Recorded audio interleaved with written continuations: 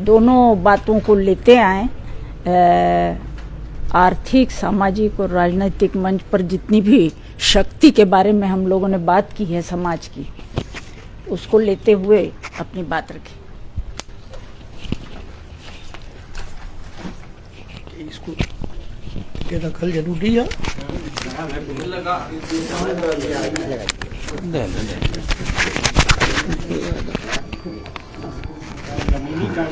लगाना नहीं जानते होंगे।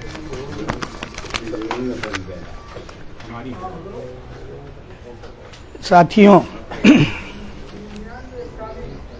मैं चर्चा की शुरुआत करना चाहता हूं। यहाँ जो लोग बैठे हैं, सुनील भाई ने जिक्र किया था, इसीलिए इस सवाल से शुरू कर रहा हूँ। राजभर समाज के कोई हैं?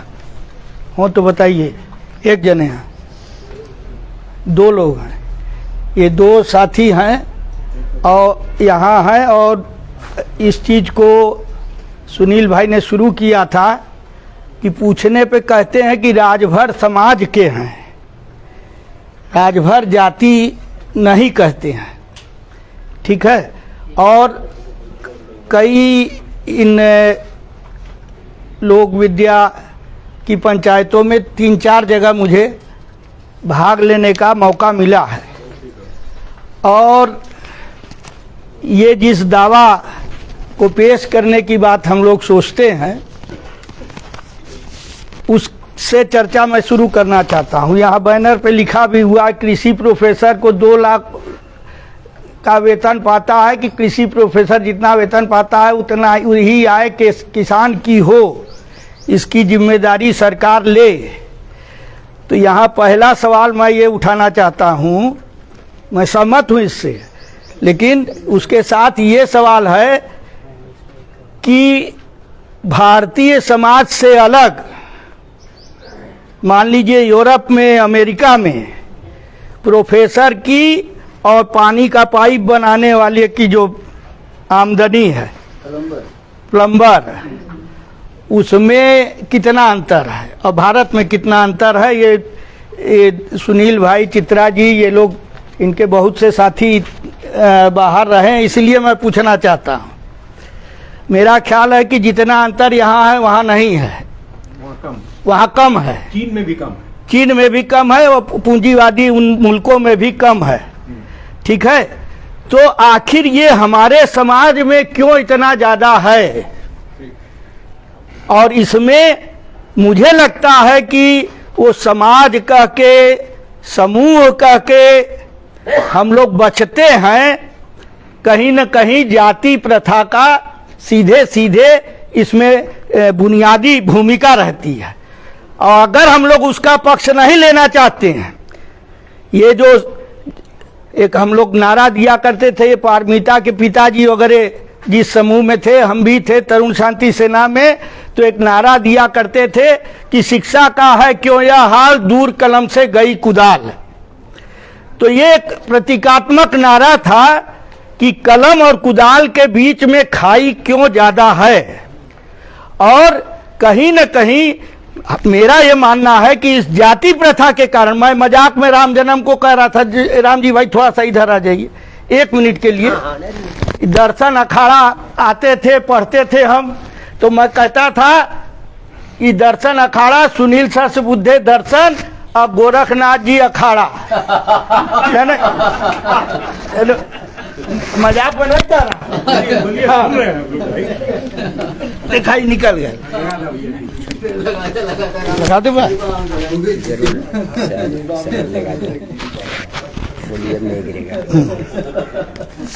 ये मैं मजाक में नहीं कह रहा हूँ। ठीक है। और नहीं कोई आक्षेप है या कुछ उस तरह से है, लेकिन ये एक फ़र्क है। ये फ़र्क जो है, मुझे लगता है कि कहीं न कहीं हम लोग जाति प्रथा को मजबूत करने का, उसका पक्ष लेने की बात कहते रहते हैं जाने अनजाने, और जाति प्रथा पर चोट करने की बात नहीं कहते हैं। मैं एक छोटा सा उदाहरण दूंगा। चिरई गांव में दीनापुर की पंचायत में मैंने कहा था, और यहाँ भी दोहराना चाहता हूँ, ये जो लोग BHU से जुड़े हुए हैं वो लोग उसको तुरंत पकड़ेंगे।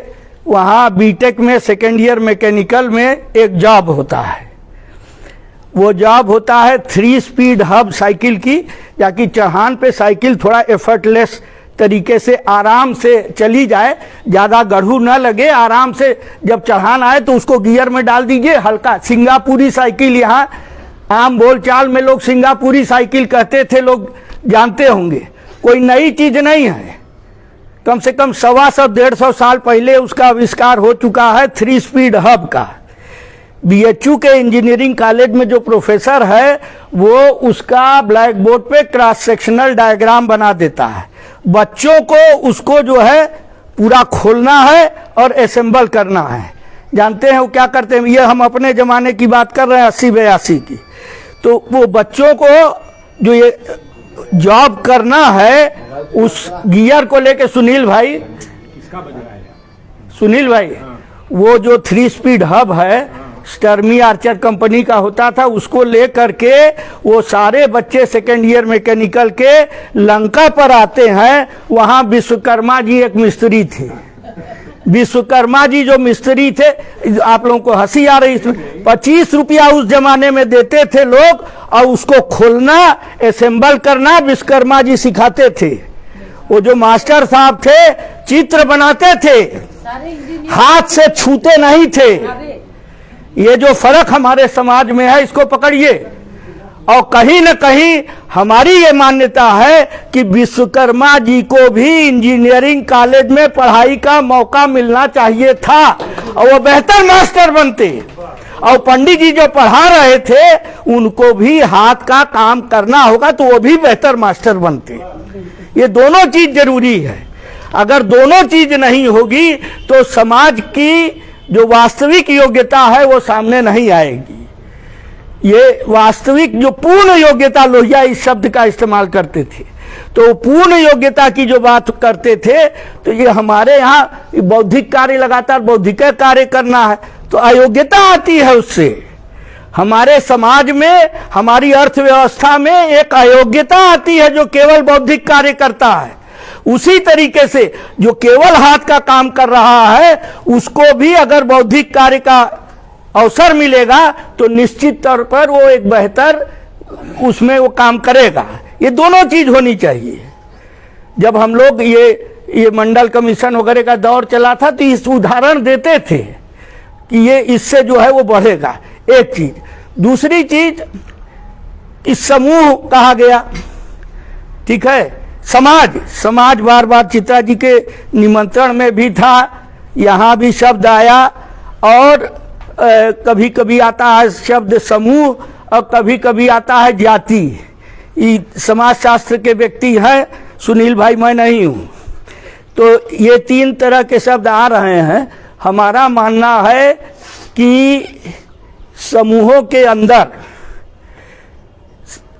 और शायद समाजशास्त्र में भी मानते होंगे कि जो सांस्कृतिक विकास या सांस्कृतिक अधोगति है वो समूहों में ही होती है, ठीक है। तो हमें ये देखना है, और इसकी निरंतरता से एक परंपरा भी बनती है। तो कौन सी परंपराएं ठीक हैं और कौन सी परंपराएं खराब हैं। खराब परंपराओं को हमें छोड़ना होगा, अच्छी परंपराओं को अपनाना होगा। ये दोनों चीज लेकर के अगर नहीं चलेंगे तो सामाजिक यथास्थिति को कहीं ना कहीं हम लोग मजबूती प्रदान कर रहे होंगे। ये मैं इसलिए जानबूझ करके इसका जिक्र कर रहा हूँ। ये 3 अलग अलग शब्द, और शब्दों का बड़ा महत्व होता है। ये हम लोगों ने देखा है कि किसी भी चीज को नष्ट करना है तो उससे जुड़े हुए शब्द को पहले बदल दीजिए। बाबरी मस्जिद बोलना छोड़ दिए, विवादित ढांचा। जिन लोगों ने उसको तोड़ा उन लोगों ने लगातार उसको विवादित ढांचा कहा, जाकि आप भूल ही जाए कि बाबरी मस्जिद थी। तो उसी तरीके से, और ये केवल एक छोटा सा उदाहरण है। हमारे यहाँ भक्ति आंदोलन के एक विशेषज्ञ थे, विषय से संबंध है इसीलिए मैं बोल रहा हूँ। सुखदेव सिंह जी जो थे, तो भक्ति आंदोलन के बारे में उनको काफी जानकारी थी। वो बताते थे कि शंकराचार्य जी के समय में कैसे बुद्ध से बुद्धू बना, लुंच मुनि से लुच्चा बना। ये उदाहरण देते थे कि जिस चीज को नष्ट करना है उससे जुड़े हुए शब्द को नष्ट कर दो, बदल दो, फिर खत्म हो जाएगा आगे। तो साथियों, मैं ये कहना चाहता हूं कि इसीलिए जैसे ये समूह है, समाज है, जाति है, इन शब्दों के बारे में भी हम लोगों को साफ साफ समझना चाहिए। और जाति प्रथा जो है, उस जाति प्रथा के बारे में भी खुल के चर्चा हो भाई, कि कैसा समाज हम लोग चाहते हैं, जाति विहीन समाज चाहते हैं कि नहीं चाहते हैं।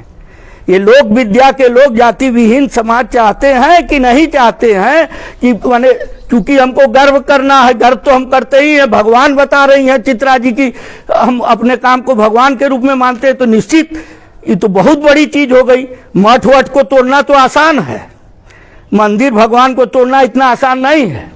और राष्ट्रीय आंदोलन के समय से हम लोग इस चीज को समझें, अच्छी तरीके से समझें। जब लाखों लाख औरतें, मेरी माँ 3 साल जेल में थी, 14 वर्ष की अवस्था में गई थी कटक जेल में और करीब 18 वर्ष की उम्र में निकली।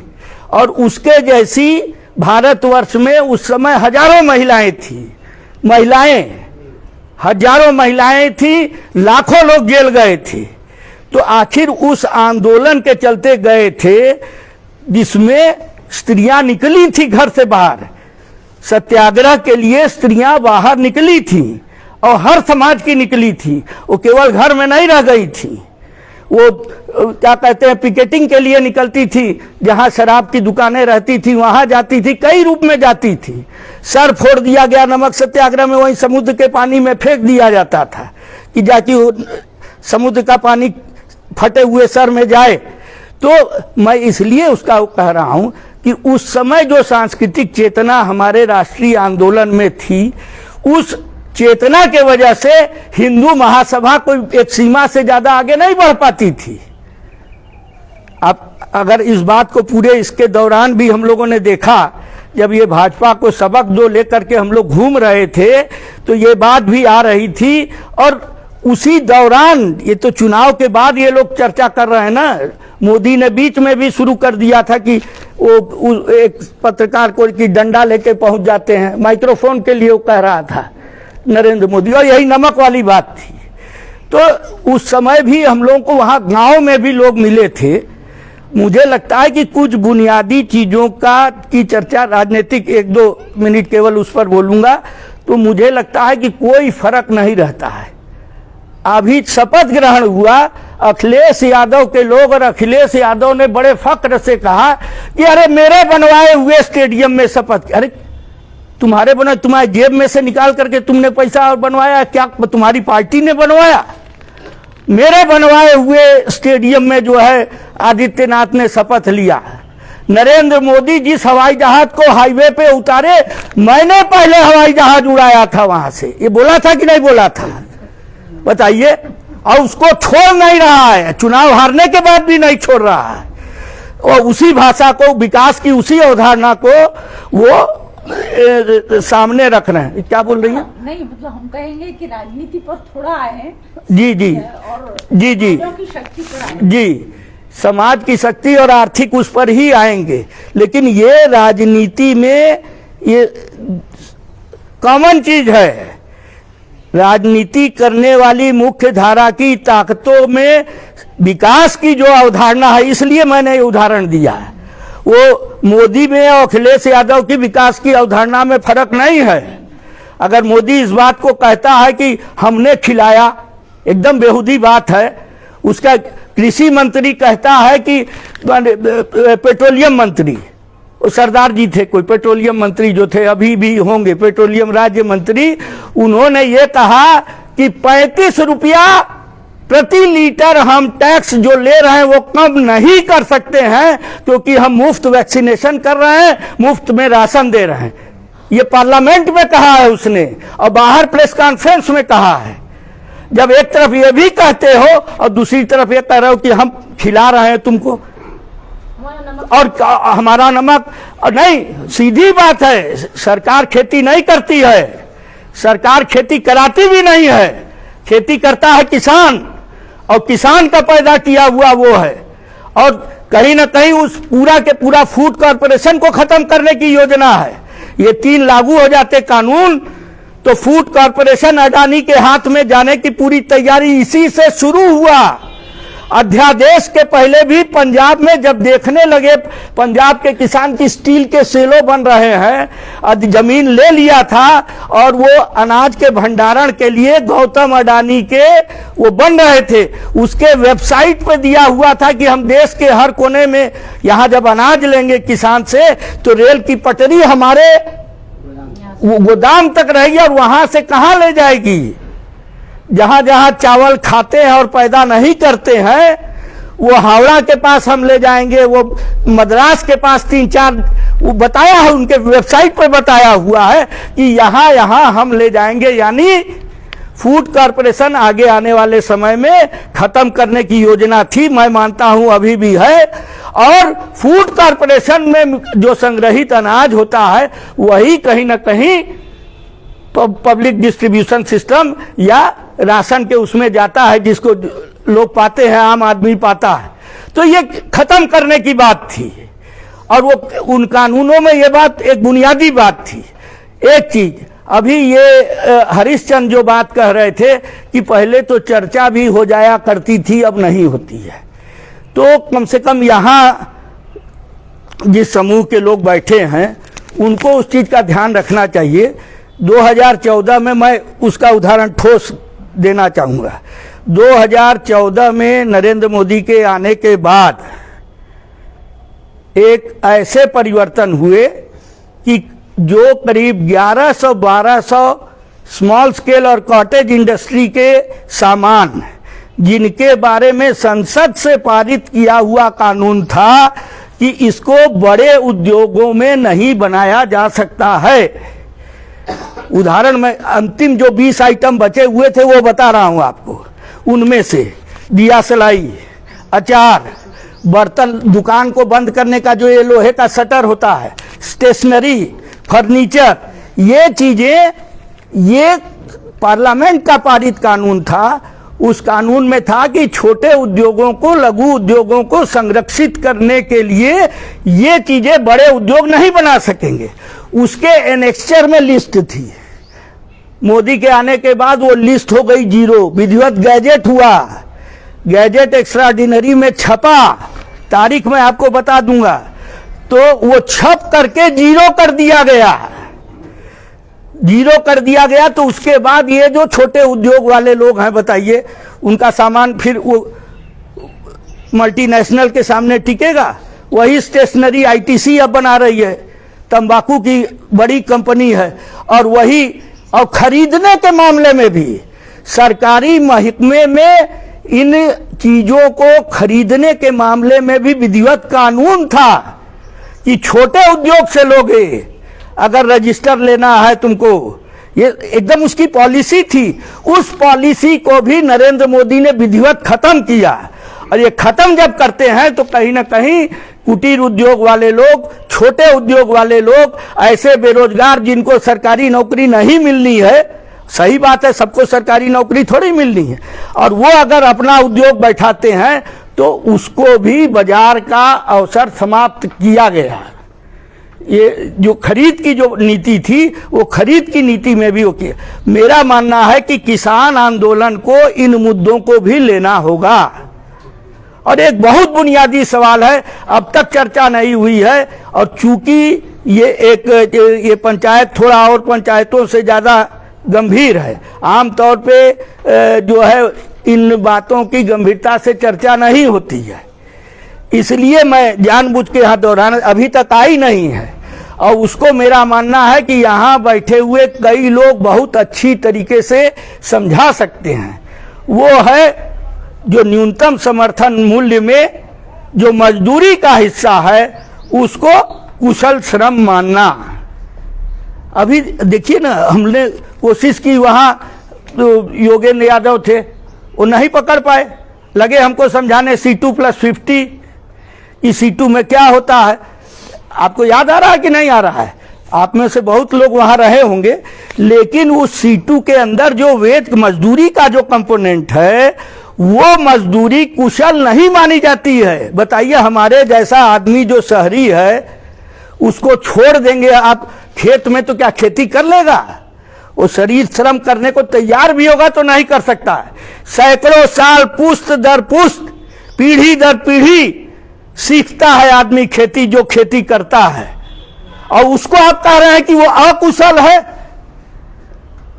ये आज तक जवाहरलाल नेहरू के समय से लेकर के आज तक मिनिमम सपोर्ट प्राइस में जो वेज कंपोनेंट है वो अकुशल माना गया है।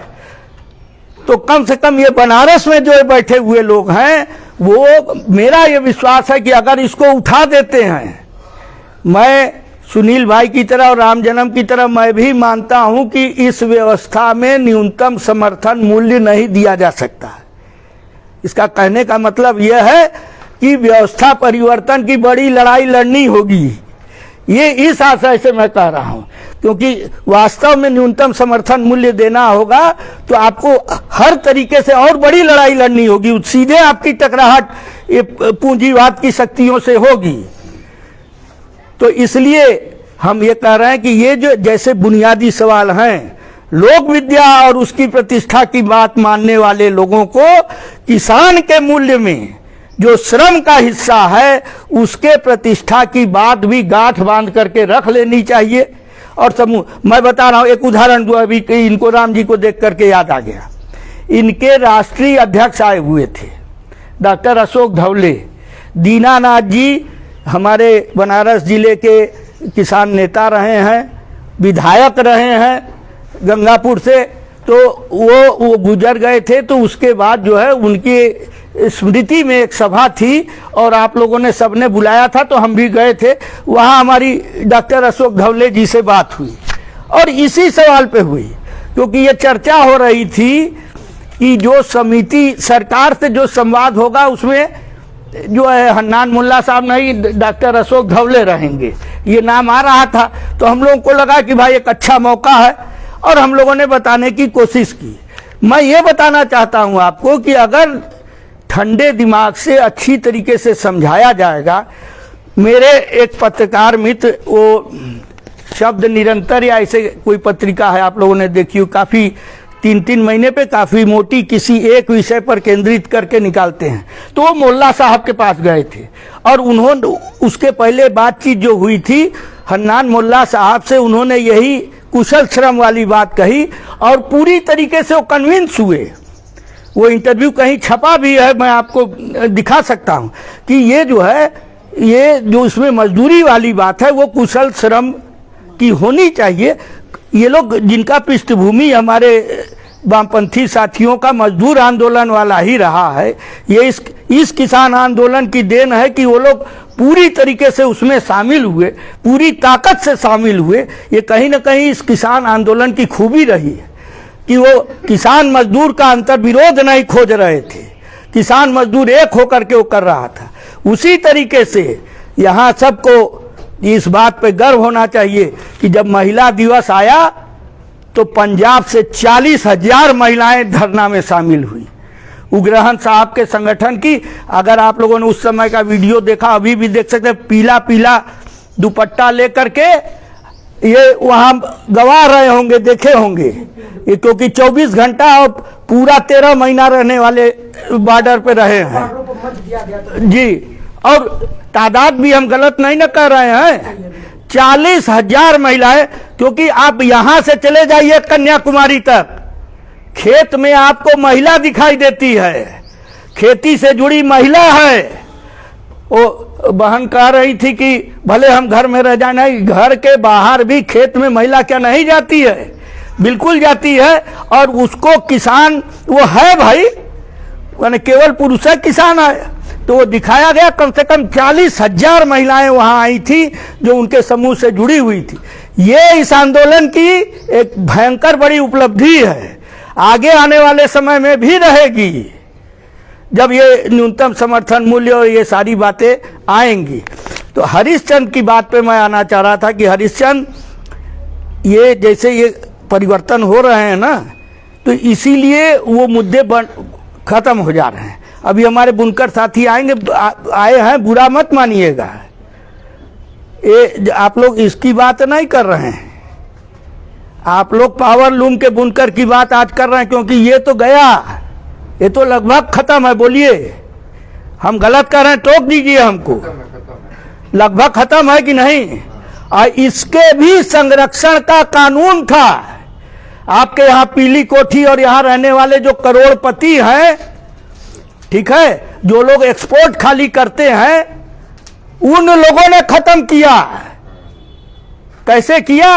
ये था कि जकात का काम, हम गलत बोल रहे हैं तुरंत टोक दीजिएगा, कि ये जकात का काम पावर लूम पे नहीं होगा, पावर लूम पे केवल कोरा कपड़ा बनेगा, ये कानून था।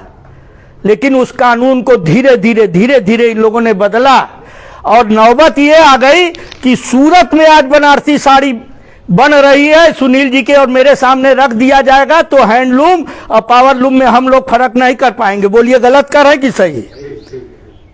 वो जो पूरा इस तरीके से, और बनारस की सबसे बड़ी ताकत थी पूरे के पूरे देहात में, और ये कहीं से धर्म के आधार पर नहीं बटा था। पूरे ग्रामीण इलाके में पिछड़ा और दलित था बुनकर। ये पूरा चिरई गांव इनका इलाका, हमने वहां भी जिक्र किया था। सराय, हम पैदा अपने राजघाट में ही बचपन हमारा बीता है, तो सराय मोहाना सबसे ज्यादा जाते थे।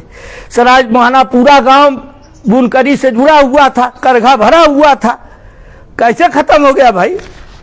आखिरकार होता था ना, लोग आते थे डिजाइन वाला, वो दफ्ती पर जिसपे जो है डिजाइन का छेदा करके जो पंच। भाई साहब इसको भी जान लीजिए, लोक विद्या की बात हो रही है। वो पूरा जो चित्र और नक्काशी है वो दफ्ती में, जैसे फोर्ट्रान का कंप्यूटर, पुराना जो फोर्ट्रान का कार्ड में जैसे होता था 0101, उसी तरीके से उस पूरे डिजाइन को बाइनरी सिस्टम से छेदा किया जाता था।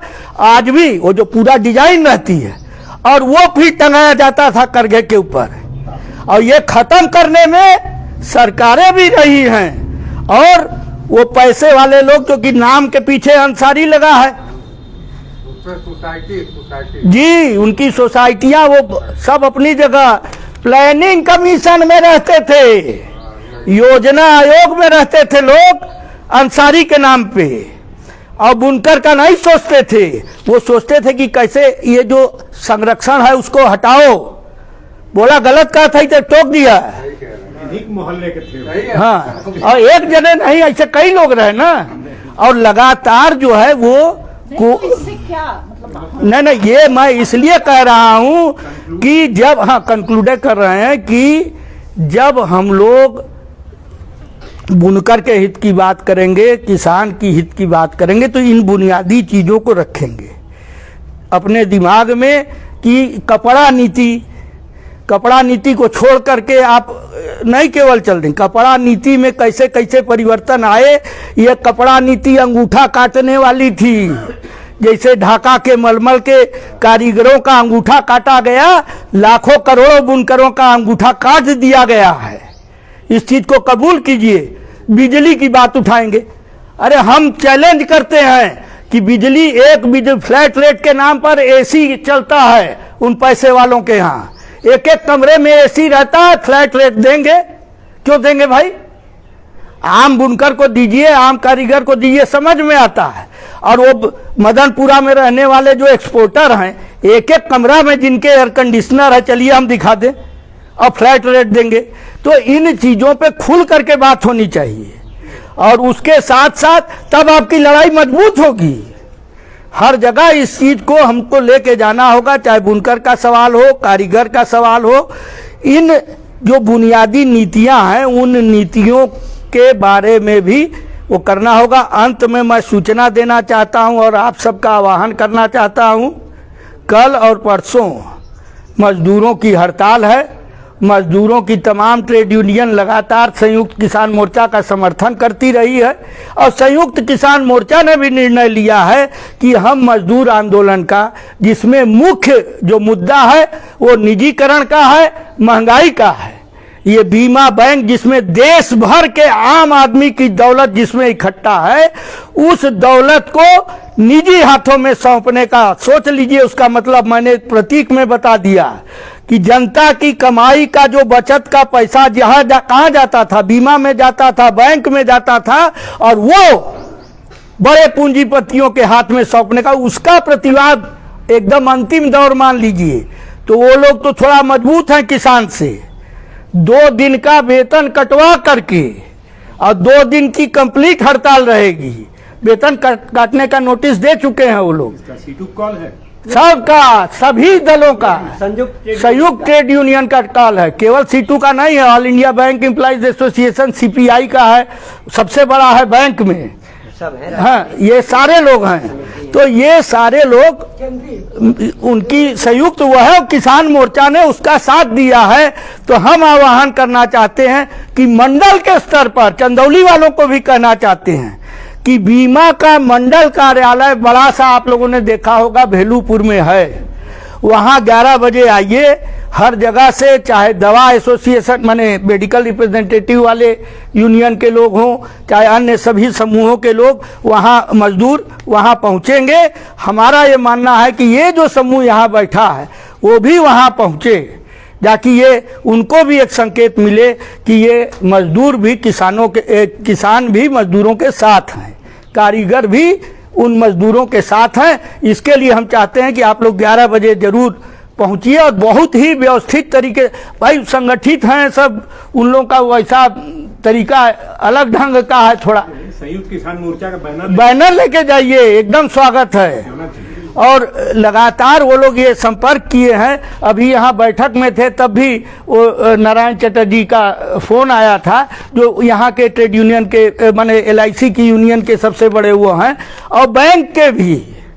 तो साथियों, हम ये चाहते हैं कि उसमें जरूर आएँ, और कहीं ना कहीं खेती किसानी बुनकरी से भी जो सरकारी नीतियों में जो थोड़ा बहुत मिलता था बैंक से बीमा से, वो भी खत्म हो जाएगा अगर निजीकरण पूरी तरीके से होगा। यह भी दिमाग में रखिएगा। और कल हम फिर चाहेंगे कि आइएगा, अगर मेरी बातों से कुछ सवाल दिमाग में उठता हो तो जरूर वो कीजिएगा। अंत में फिर कहूँगा, समाजवादी कार्यकर्ता हूँ, और कहीं ना कहीं मुझको ये बात बार बार अखरती है, जब ये समाज माने जाति नहीं कहे समाज कह दें और उतने से जा, तो मैं मानता हूँ कि ऐसा समाज जिसमें कि नकारात्मक चीज़ें भी हैं और नकारात्मक चीज़ें भी परंपरा में चलती रहती हैं, तो कहीं ना कहीं उनको छोड़ना होगा। सकारात्मक चीज़ें जो हैं उनको रखिए ना, लेकिन उन नकारात्मक चीज़ों पे चोट करना होगा। ये जाति प्रथा बनाई गई है, जिनके हाथ में सत्ता है सामाजिक, उस सामाजिक सत्ता को टिकाए रखने के लिए बनाई गई है, उस ब्राह्मणवादी सत्ता पर भी चोट करना होगा। धन्यवाद। जय हिंद, जय समाजवाद।